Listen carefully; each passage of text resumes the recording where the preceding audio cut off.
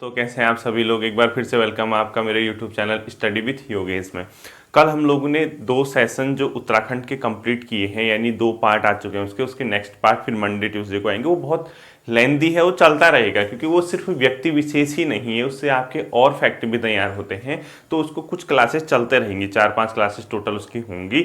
आप लोग उसको तैयार करते रहना, ठीक है। आज हम लोग इकोनॉमी की क्लास देखेंगे और जो आप लोग फीडबैक देते हैं वो बहुत सुंदर सुंदर फीडबैक आते हैं, बहुत अच्छा लगता है उसको सुन के। तो आज की वीडियो के अंत में आपको फीडबैक मिलेगी, आप लोग उसको भी सुनना। और जो भी आप फीडबैक सेंड करना चाहते हैं मुझे, आप लोग टेलीग्राम पे मुझे सेंड कर देना है, ठीक है। दूसरा, जो कल मैंने एक फीडबैक अपलोड किया था, बहुत सुंदर कविता उन्होंने रचना की थी ऋषभ जी ने, बहुत प्यारी कविता थी। और उसकी सबसे बड़ी विशेषता ये थी कि जिन शब्दों का मैं प्रयोग करता हूँ उसी के माध्यम से क्या किया गया है, कविता की रचना की। तो जिसने भी वो वीडियो नहीं देखी है, कल ही अपलोड की है मैंने, कल शाम के टाइम पे, तो बहुत ज़्यादा लंबी नहीं है, 1-1.5 मिनट की वीडियो होगी। आप लोग सभी उसको देखना, और बहुत सुंदर उन्होंने ये की थी, ठीक है। अब देखिए, आप लोग ये भी कह रहे थे सर हम लोग होमवर्क देना, ये करना। आज का टॉपिक का नाम देखिए क्या है, जननांग प्रवृत्तियां, यानी एक प्रकार का डेमोग्राफी से संबंधित है। भारत की जननांग प्रवृत्तियां उससे सिलेबस में लिखा है, ठीक है। इसके आगे भारत की भी है, यानी एक प्रकार का जो जनसंख्या है उसका स्ट्रक्चर देखना है हमने, किस क्षेत्र में कितने लोग लगे हैं, या भारत में क्रियाशील जनसंख्या या कहीं भी क्रियाशील जनसंख्या क्या होती है। इस प्रकार से कुछ चीजें होती है, मैं आपको बताता हूँ। बेसिकली ये टॉपिक मेंस के एग्जाम का होता है, जो जननांग की प्रवृत्तियां होती है। क्योंकि देखो, जननांग की प्रवृत्तियां से जनसंख्या वृद्धि के कारण जनसंख्या में कैसे कंट्रोल किया जाए, ये सब जनसंख्या से संबंधित चीजें हैं। तो इसके जो फैक्ट होते हैं इकोनॉमी के अंदर, वो क्या होंगे, हम लोग कोशिश करेंगे कि जितना हम करें उसी से क्वेश्चन आए और आपका काम बन जाए।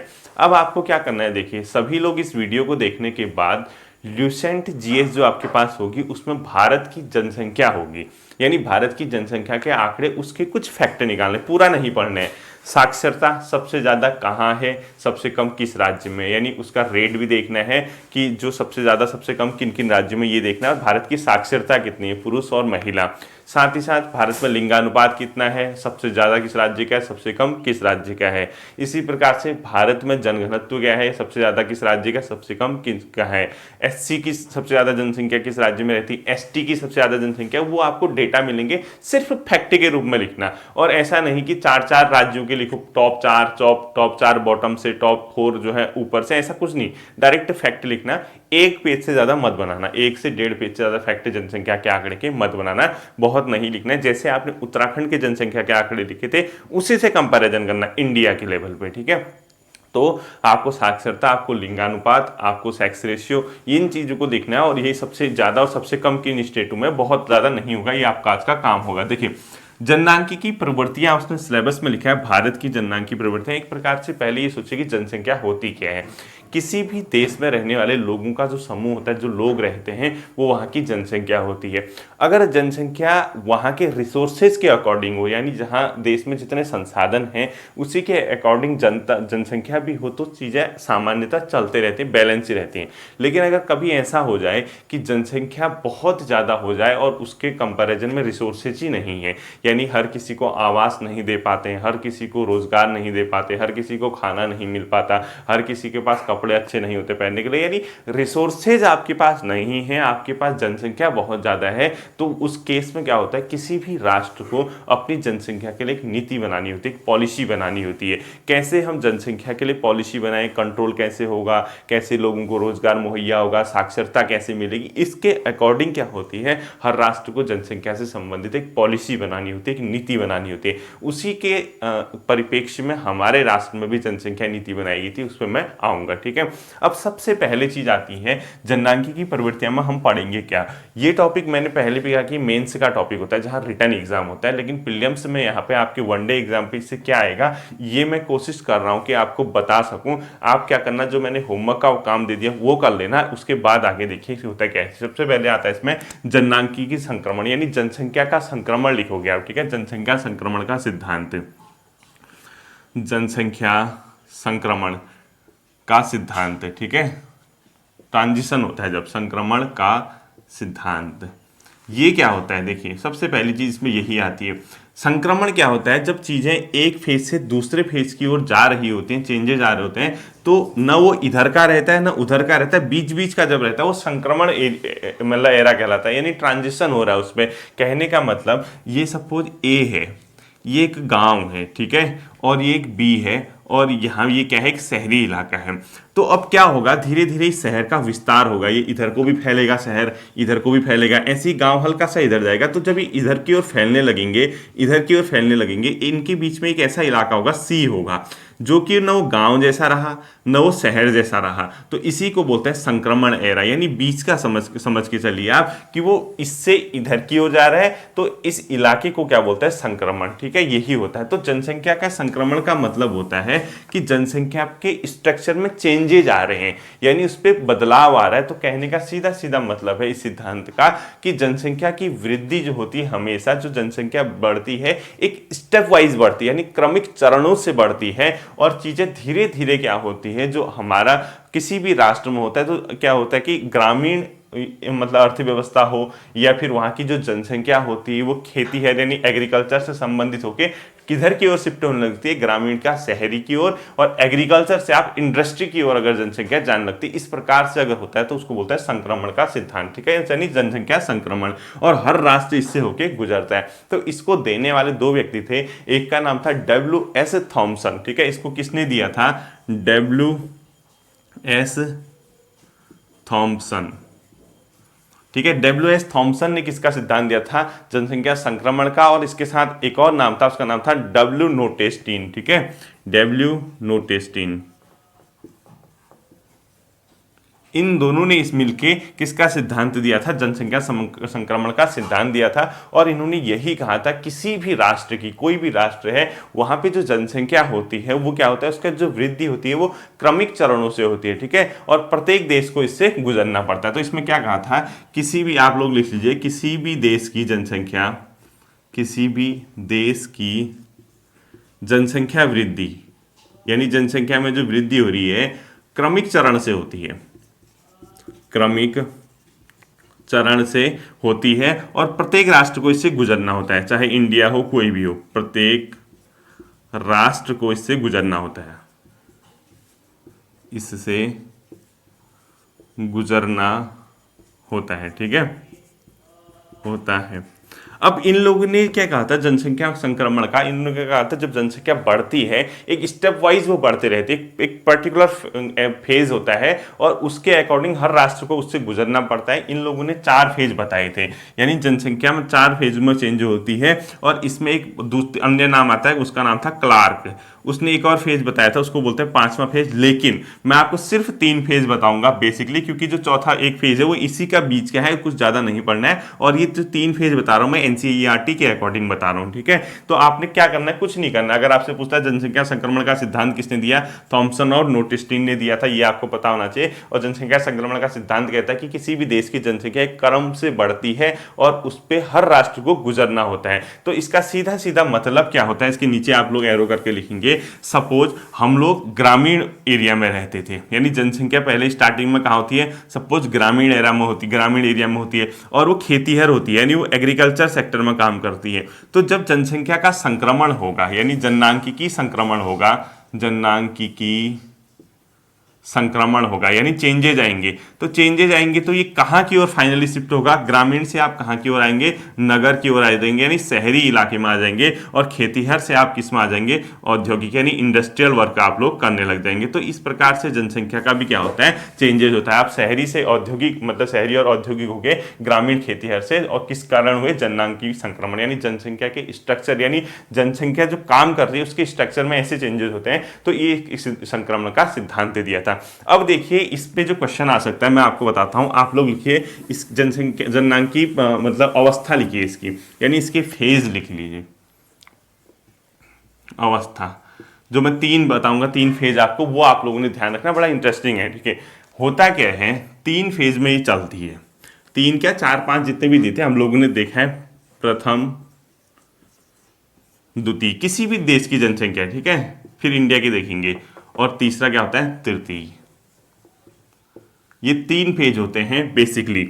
अब इसमें क्या होता है, जो प्रथम फेज होता है यानी पहला जो चरण होता है, इसमें हमेशा देखना किसी भी देश की जो जनसंख्या होती है वो क्या होती है, उच्च जन्म दर, यानी पैदा होने वाले लोगों की संख्या बहुत ज्यादा होती है पहले फेज में कहीं भी, और मृत्यु दर भी बहुत ज्यादा होती है, यानी मरने वाले लोगों की संख्या भी बहुत ज्यादा, यानी पैदा भी बहुत ज्यादा हो रहे हैं, मरने वाले भी बहुत ज्यादा हैं। तो इसका क्या मतलब है, जनसंख्या की जो वृद्धि होगी वो बहुत तेज नहीं होगी, यानी अगर 10 पैदा हो रहे हैं तो 10 मर भी रहे हैं, 8 मर रहे हैं, 7 मर रहे हैं, यानी जितने पैदा हो रहे हैं उसी के अकॉर्डिंग मर रहे हैं। भले ही मैं ये नहीं कह रहा हूं कि 10 पैदा होंगे तो 10 ही मरेंगे, ऐसा नहीं होगा, 10 पैदा हो रहे हैं तो 7-8 तब भी मरेंगे। यानी एक प्रकार से पहले चरण में किसी भी राष्ट्र में उच्च जन्म दर होती है, क्या होती है, उच्च जन्म दर, और साथ ही साथ उच्च मृत्यु दर भी होती है, उच्च मृत्यु दर होती है। तो इसका सीधा सीधा क्या होता है, जनसंख्या वृद्धि होगी लेकिन स्लो होगी, बहुत तेज नहीं होगी।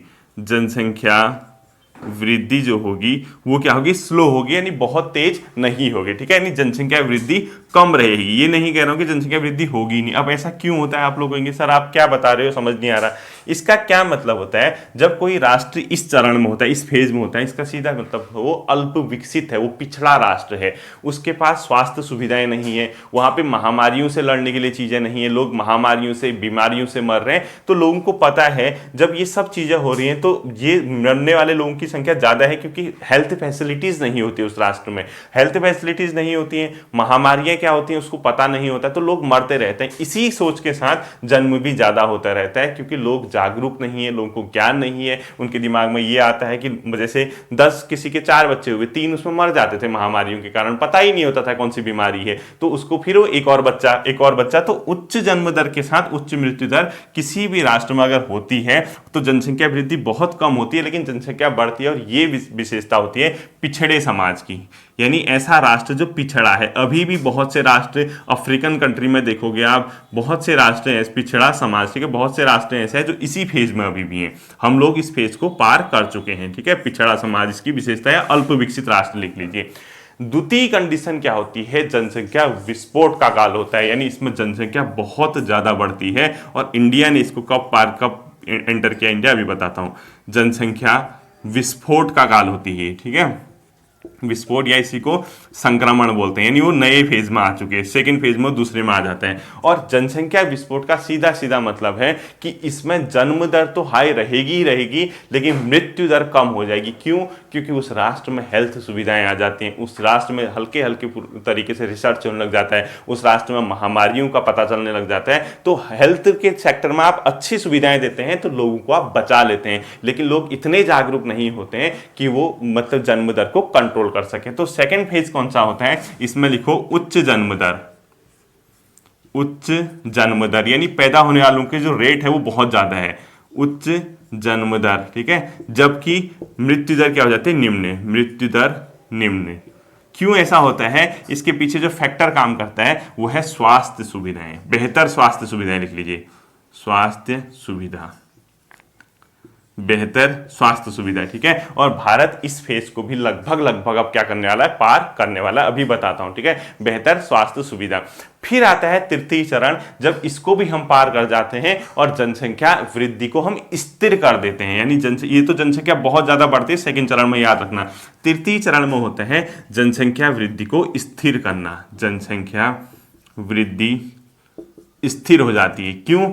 जब किसी भी राष्ट्र में जन्म दर के साथ साथ मृत्यु दर भी कंट्रोल हो रहा है, जन्म दर भी कंट्रोल हो गया, लोग डेवलप हो चुके हैं, विकसित हो चुके हैं, अधिकांश लोगों को रोजगार मिल चुका है, अधिकांश लोगों को पारिवारिक जैसी संस्था पे भरोसा नहीं रहता, अधिकांश लोग तकनीकी क्षेत्र में घुस जाते हैं, उनको मतलब ही नहीं रहता कि कोई परिवार जैसी चीज होती है, कोई परिवार जैसे कोई बंधन जैसी चीज होती है। तो वो क्या करते हैं, जैसे जिस समाज में बहुत ज्यादा डेवलपमेंट होगा, अधिकांश लोग रोजगार में होंगे, अधिकांश लोग कार्य कर रहे होंगे, तो उस समाज में आपको तृतीय टाइप की चरण मिलेगा जहां जनसंख्या वृद्धि स्थिर हो जाएगी। जापान इसका बहुत बढ़िया एग्जांपल है, जिसकी जनसंख्या वृद्धि इवन माइनस में चलती है। क्यों? तकनीकी क्षेत्र में इतना ज्यादा आगे निकल चुका है, वहां परिवार जैसी संस्थाओं का नाम ही नहीं मिलता कभी कभी, ठीक है। और वहां इवन देखेंगे आप, जो वृद्ध लोग होते हैं, जो बूढ़े लोग होते हैं, उनको देखरेख के लिए रोबोट का सिस्टम है, यानी परिवार जैसी चीज देखने को मिलती ही नहीं है। लोग इतने आगे निकल चुके हैं, उनको परिवार से मतलब ही नहीं रहता। तो ऐसे समाज में जनसंख्या वृद्धि दर स्थिर हो जाती है, यानी जन्म दर भी कम होगा, मृत्यु दर भी कम होगा, ठीक है। है। तो इसमें क्या लिखोगे,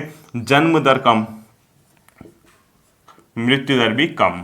मृत्यु दर तो कम होगा ही होगा, क्योंकि इतनी ज़्यादा डेवलप हो चुके, इतनी बढ़िया स्वास्थ्य सुविधाएं हैं और लोग इतने पढ़े लिखे, इतने साक्षर हैं, हर चीज़ उनको पता है कि क्या सही क्या गलत है। तो जन्म दर भी कम हो जाते हैं, मृत्यु दर भी कम हो जाती है, और ये है विकसित समाज की है। ठीक है, ये कहाँ मिलेगा, विकसित समाज में, जैसे अमेरिका, ब्रिटेन वगैरह सब, ये स्विट्जरलैंड, ये सब इसमें आएंगे विकसित समाज में। इंडिया भी इस फेज में आपको देखने को मिलेगा। ठीक है, यहाँ जनसंख्या तो बढ़ रही है, लेकिन मरने वालों की संख्या पहले के कंपैरिजन में कम हो चुकी है, क्योंकि हॉस्पिटल सुविधाएं हैं, और जो अफ्रीकन बहुत से कंट्रीज हैं वो अभी भी पिछड़े समाज में आपको देखने को मिलते हैं। आप लोग इसको नोट कीजिए। अब देखिए, अब आप लिखिए जननांगी संक्रमण और भारत, यानी भारत किस फेज में है। आप क्या लिखेंगे, हेडिंग जननांगी संक्रमण और भारत, जननांकिकी संक्रमण और भारत, जननांकिकी संक्रमण व भारत, यानी भारत किस फेज में है, इंडिया कहां पे है। भारत ने क्या किया था, 1921 में पहला स्टेप पूरा कर लिया था, जहां पे जन्म दर भी ज्यादा थी और मृत्यु दर भी ज्यादा थी, यानी 1921 में प्रथम चरण भारत ने पूरा कर लिया था। 1921 में जो अभी मैंने बताया, प्रथम चरण पूरा, और इसी को बोला जाता है महाविभाजन वर्ष। यानी भारत में जनसंख्या की प्रवृत्तियों में, जनसंख्या के संक्रमण में 1921 का वर्ष जो कहलाता है वो महाविभाजक वर्ष कहलाता है। इस पॉइंट को ध्यान रखना और इंपॉर्टेंट कर लेना। इसको बोला जाता है महाविभाजन या विभाजक, जो भी लिखा होगा, महाविभाजन वर्ष बोला जाता है। क्यों, क्योंकि इससे पहले भारत में क्या हो रहा था, जनसंख्या वृद्धि बहुत मतलब हो रही थी, लेकिन मरने वालों का नंबर भी ज्यादा था।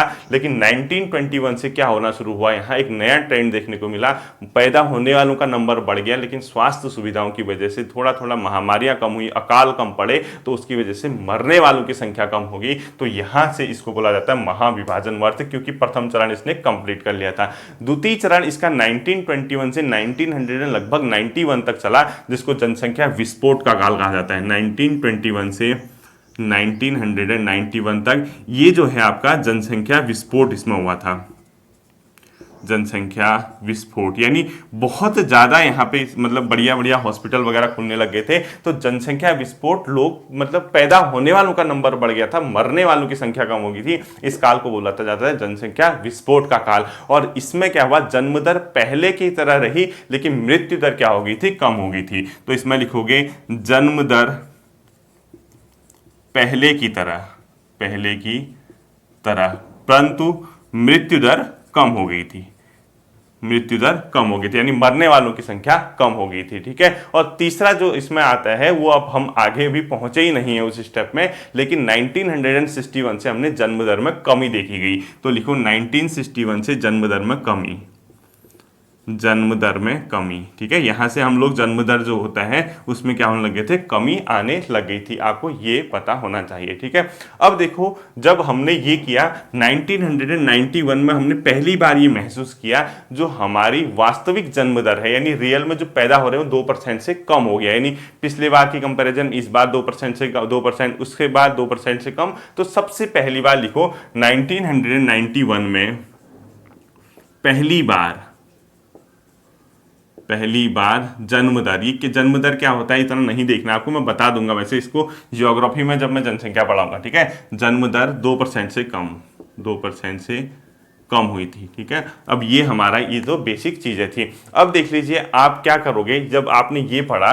तो मैंने अभी आप लोगों से क्या कहा, किसी भी राष्ट्र को एक जनसंख्या से संबंधित पॉलिसी बनाने की जरूरत होती है, जिसको बोलते हैं जनसंख्या नीति। तो इसी क्रम में भारत सरकार ने भी जनसंख्या नीति बनाई कि जनसंख्या को कैसे कंट्रोल किया जाए, अधिकांश लोगों तक रिसोर्सेज कैसे पहुंचाया जाए, हमारा क्या टारगेट हो कि कब तक हम स्थिर जनसंख्या को प्राप्त कर सकें। यानी स्थिर जनसंख्या वो तीसरा फेज है, जहां पे जन्म दर भी कंट्रोल रहती है और मृत्यु दर भी कंट्रोल रहती है, यानी जनसंख्या बढ़ने का नाम नहीं लेती, बहुत स्लो बढ़ती है। ठीक है, अब हमारे देश में देखो आप, अभी एक हाल ही में एक अनुमान देख रहा था 2024 तक हम चाइना को भी पछाड़ जाएंगे, यानी हम अभी सेकंड फेज में ही हैं। ठीक है, तो भारत सरकार की जो जनसंख्या नीति थी वो कब पारित हुई थी, उसको मोस्ट इंपोर्टेंट कर देना आप लोग, देखिए उसको। देखिए भारत ने भी अपनी क्या बनाई, जनसंख्या नीति बनाई। तो लिखो भारत की राष्ट्रीय जनसंख्या नीति, भारत की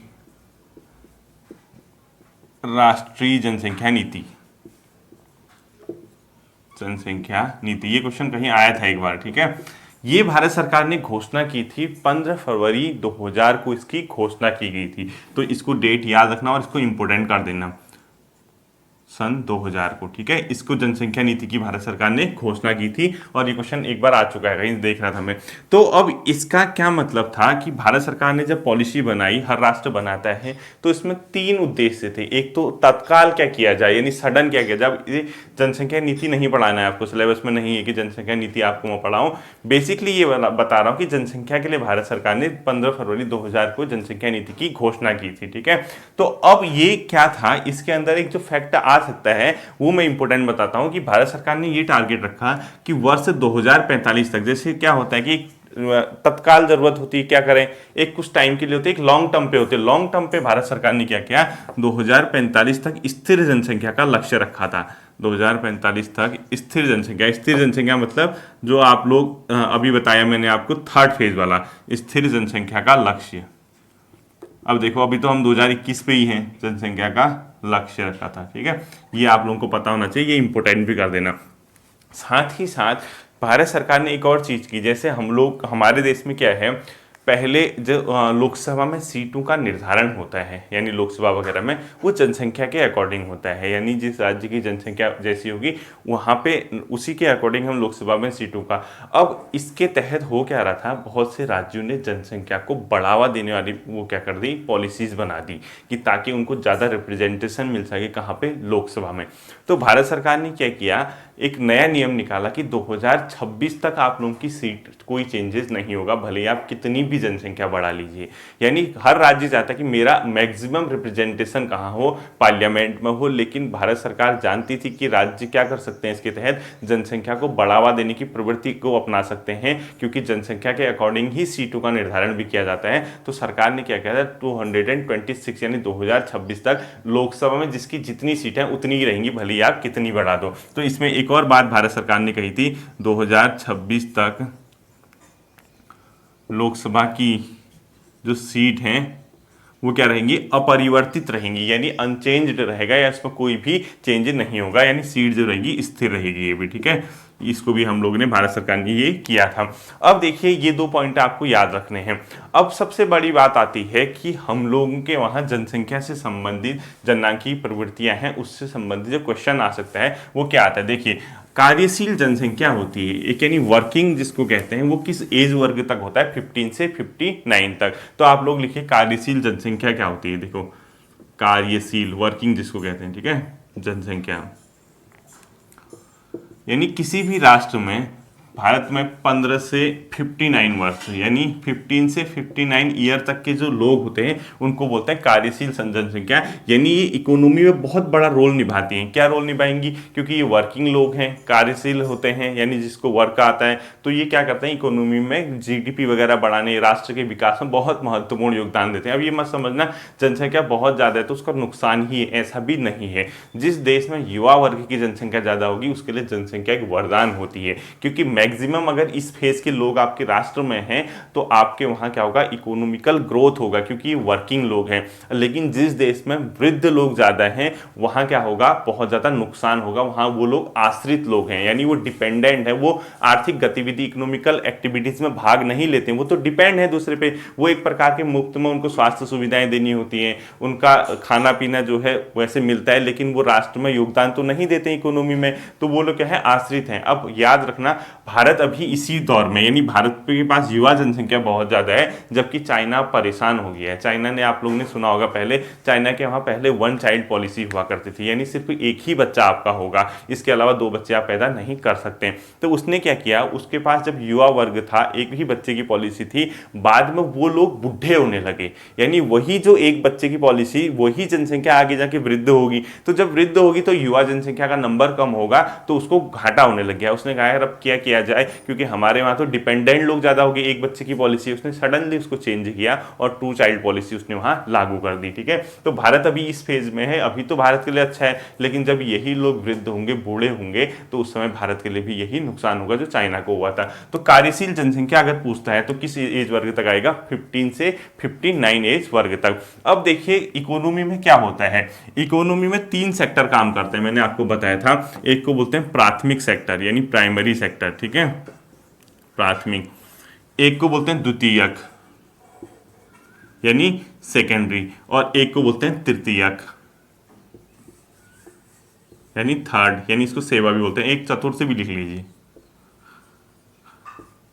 इस सेक्टर में कौन होता है, जो एग्रीकल्चर यानी नेचर के साथ डायरेक्ट एक्टिविटीज करता है, यानी इसके अंदर आप क्या क्या रखोगे, ये क्वेश्चन पूछा जाता है। ठीक है, प्राथमिक में जैसे कृषि हो गया एग्रीकल्चर, वानिकी हो गया फॉरेस्ट्री, ठीक है, इसके अलावा मत्स्यन आ गया मत्स्य या मुर्गी पालन वगैरह, पशुपालन आ गया पशुपालन, या आपका खनन आ गया, यानी प्राइमरी एक्टिविटीज के अंदर। ठीक है, ये सब के सब क्या होते हैं, प्राथमिक क्रियाएं होती है। और जिस राष्ट्र में यानी इसमें जुड़े हुए लोगों का बहुत ज्यादा नंबर होता है, यानी प्राथमिक सेक्टर में, उसका सीधा सीधा क्या मतलब है, वो आदिम समाज की उसकी इकोनॉमी है, यानी ऐसी अर्थव्यवस्था है जो प्राचीन काल से चलती आई है, वो बहुत ज्यादा डेवलप कंट्री नहीं होती है जिसमें इस सेक्टर में लगे हुए लोगों की संख्या ज्यादा होती है। तो इसमें लिखो आप, यदि इसमें जनसंख्या ज्यादा है, यानी प्राथमिक सेक्टर में अगर जनसंख्या अधिक है, तो वो जो समाज होगा वो कैसा होगा, आदिम अर्थव्यवस्था वाला होगा, यानी प्राचीन अर्थव्यवस्था,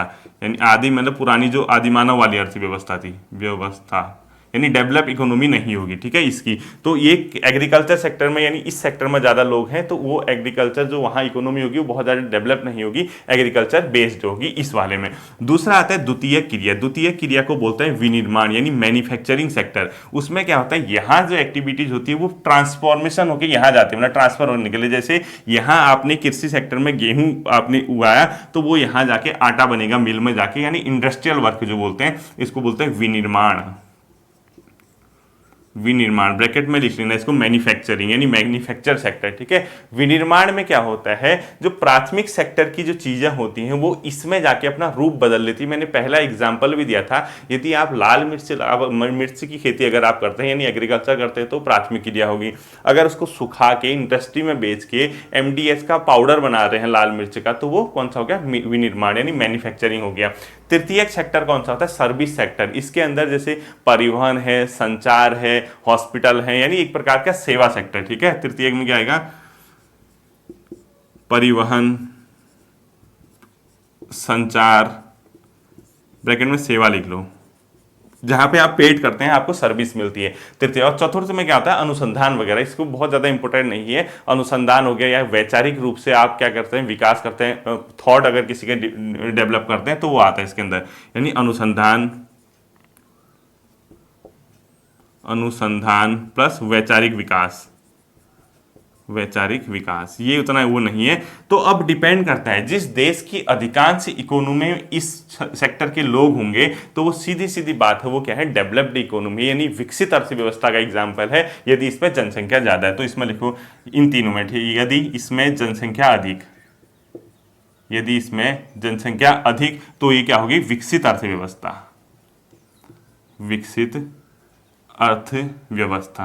अब भारत की कंडीशन देखो, अभी भी 60% प्लस लोग कहाँ हैं, आपका इसमें है, 60% प्लस की सेक्टर में, प्राथमिक सेक्टर में काम करते हैं। तो अभी हम डेवलप्ड इकोनॉमी की ओर नहीं पहुंचे, हम डेवलपिंग इकोनॉमी है यानी विकासशील अर्थव्यवस्था के चरण में हम यहाँ अभी नहीं पहुंचे हैं। ठीक है, ये आप लोग कार्यशील जनसंख्या किसे कहते हैं ये याद रखना। अब कुछ तथ्य लिख लीजिए, कुछ महत्वपूर्ण तथ्य लिख लीजिए, ठीक है, जो आते हैं आप लोग के। और आप जनसंख्या के आंकड़े देख लेना, ल्यूसेंट से बहुत ज्यादा फालतू नहीं पढ़ना, क्योंकि अब 10 साल होने वाले, नई जनसंख्या आ जाएगी। पहला लिखो आप, भारत की पहली जनगणना, भारत की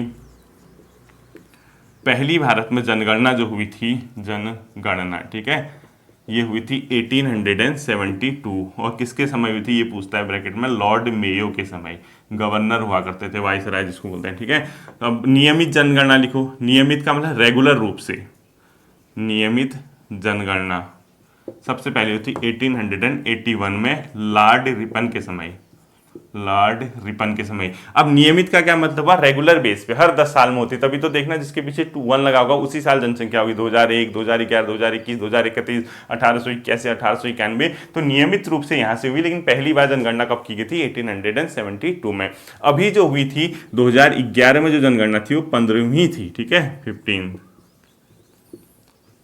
15वीं जनगणना हुई थी भारत में 2011 में। अब जो होगी 2021 में 16वीं जनगणना होगी, ये भी आप लोगों को ध्यान रखना है, ठीक है। अब देखिए एक सेक्स रेशियो आता है लिंगानुपात, वो आप लोगों को थोड़ा सा आप लोग देख लेना। लिंगानुपात, लिंगानुपात इसको कहते हैं, यानी इसका मतलब है प्रति 1000 पुरुषों में महिलाओं की संख्या, यानी 1000 अगर लोग हैं उसके पीछे 1000 पुरुष हैं तो उसके पीछे महिलाओं का जो नंबर होता है उसको क्या बोलते हैं, लिंगानुपात बोलते हैं। प्रति 1000 पुरुष में स्त्रियों की संख्या लिखो, प्रति 1000 पुरुष में स्त्रियों की संख्या, ठीक है। तो भारत में कितना है अभी, 943 कब, 2011 के अनुसार। ऐसे ही लिखना, सर्वाधिक केरल, आपने ऐसे ही नोट से बनाना है, और सबसे कम हरियाणा। ये लिंगानुपात होता है, ठीक है। ऐसी दूसरी टर्मोलॉजी आती है साक्षरता। इससे क्वेश्चन पूछा जा सकता है कि साक्षर किसको कहेंगे आप, साक्षरता। भारत सरकार में जो भारत में साक्षरता का जो गणना होती है, यदि आप 7 वर्ष से ऊपर के हैं, 7 या 7 वर्ष से अधिक, प्रत्येक व्यक्ति जो लिखना व पढ़ना जानता हो, थोड़ा सा उसको अर्थमेटिकल चीजें समझ आते हो। अब मैथ्स अर्थमेटिकल का मतलब पूरी अंकगणित नहीं, थोड़ा सा हल्का फुल्का उसको आइडिया आता हो, ठीक है, तो उसको साक्षरता, साक्षर बोलते हैं। तो साक्षरता में क्या होता है, यदि 7 वर्ष से ऊपर कोई भी व्यक्ति पढ़ना लिखना जानता हो, ओके, तो आप साक्षर हो, ठीक है, लिखना जानता हो, तो वो क्या होगा, साक्षर होगा। तो भारत में जो साक्षरता है वो इसी प्रकार से नोट की जाती है। आपको लिखना है सबसे ज्यादा साक्षरता कहाँ है, जैसे आप सब जानते हैं केरल वगैरह, सबसे कम कहाँ है, ये भी आपको लिखना है। तो आपको क्वेश्चन ये याद रखना है कि 7 वर्ष से ऊपर के लोग अगर पढ़ना व लिखना जानते हैं तो उसको साक्षर बोला जाता है भारत के परिप्रेक्ष्य में। एक अगला टर्मोलॉजी आएगी आपको जनघनत्व, वहां देखने को मिलेगा, यानी जनसंख्या का घनत्व, यानी जनघनत्व लिखो, जनघनत्व। इसका सीधा सीधा मतलब है जनसंख्या का घनत्व क्या है, यानी प्रति आप जो जनसंख्या है 1000, मतलब आप 1 किलोमीटर की रेंज में कितने लोग आपके रहते हैं उसको जनघनत्व बोलते हैं, ठीक है। यानी जनसंख्या को अगर आप डिवाइड कर दोगे एरिया से, यानी एरिया का मतलब क्षेत्रफल कितना है पर 1 किलोमीटर में, ठीक है, क्षेत्रफल लिखो आप। सपोज कहीं की जनसंख्या आपको 1.5 लाख दिखती है, ठीक है, आपको कहीं की जनसंख्या इतनी दिखती है, और आपकी यहाँ पे क्षेत्रफल कितना होगा 1000, ये 3 गए तो 150 वहाँ पे क्या हो जाएगा, स्क्वायर किलोमीटर वहाँ की जनसंख्या हो जाएगी, ठीक है, मतलब जनघनत्व हो जाएगा। ये चीज़ें होती हैं। और भारत का अभी कितना है, 382 है, और सर्वाधिक कहाँ है आपका, बिहार में, यानी 382 का मतलब भारत में प्रति स्क्वायर किलोमीटर में 382 लोग रहते हैं औसतन। सर्वाधिक बिहार में है, 1100 कुछ देखने को मिलेगा, और सबसे कम लिखेंगे अरुणाचल प्रदेश। अरुणाचल प्रदेश में सबसे कम क्या है, जनघनत्व है, ये आपको देखना है। इसी प्रकार से आप जनसंख्या के 2-4 आंकड़े और लिख लेना, वो आपका कंप्लीट हो जाएगा। तो इतना ही आपको इसमें देखना है जननांग की प्रवृत्तियां में। महाविभाजक वर्ष कौन था, भारत किस फेज में है, कार्यशील जनसंख्या किसे कहते हैं, इसके अलावा कौन से सेक्टर में कितने लोग काम कर रहे हैं, ये बेसिक चीज है। जनसंख्या नीति कब बनाई गई थी, ट्रांजिशन फेज क्या होता है, ये आपको देखना है। तो उम्मीद करता हूं आपके ये सेशन पूरा कंप्लीट समझ में आ गया होगा। आप लोग इसको अच्छे से तैयार कर लेना। फिर मिलूंगा आपके साथ अगले सेशन में। कल भी आपकी इकोनॉमी की क्लास आएगी, आप लोग उसको रिवाइज करना, आने वाली क्लिप भी देख लेना। Thank you. Study with Yogesh के साथ जुड़कर जो मैं अपनी तैयारी को सकारात्मक वे दे पाया हूँ, उसके लिए मैं स्टडी विद योगेश का तहे दिल से आभार व्यक्त करता हूँ। आपकी डेली वीडियोस देना, टारगेट सिलेबस के क्वेश्चन देना, या बच्चों के समय समय पर डीमोटिवेटेड होने पर उन्हें मोटिवेटेड वीडियो प्रदान करना हमें बहुत ऊर्जा प्रदान करता है। इस ऊर्जा से तो मैं बस यही कहूँगा कि मैं अब बेहोश होने वालों में से नहीं हूँ, क्योंकि मैं स्टडी विद योगेश के साथ हूँ। बस एक ही सपना है, ATI में ट्रेनिंग करना और सर से आशीर्वाद प्राप्त करना। जय हिंद, जय उत्तराखंड।